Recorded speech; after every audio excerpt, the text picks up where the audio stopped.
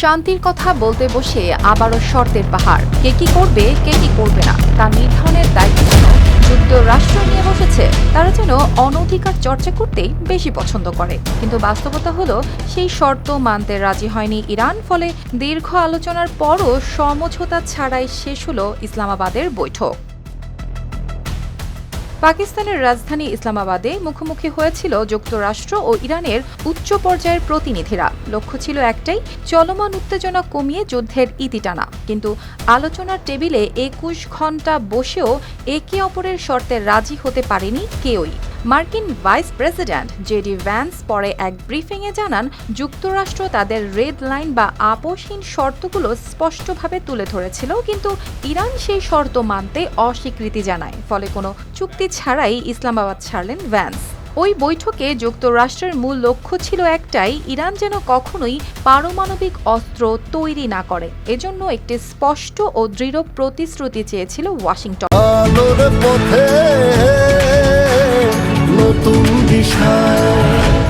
কিন্তু সেই নিশ্চয়তা তারা পায়নি বলেই জানানো হয়।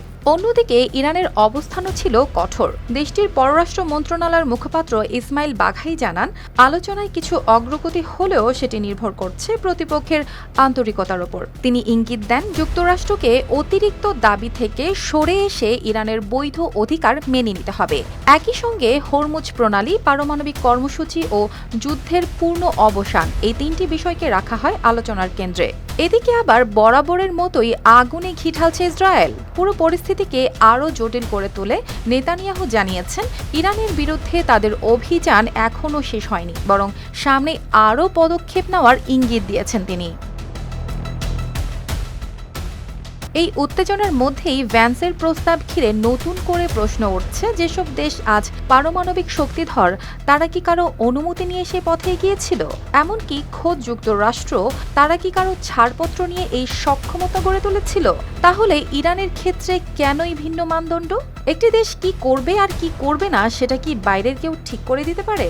আর তার বৈঠক ছেড়ে চলে যাওয়া ও দুই পক্ষের অনড় অবস্থান এই কি ইঙ্গিত দিচ্ছে সামনে আবারও শুরু হতে পারে নতুন কোনো সংঘাত?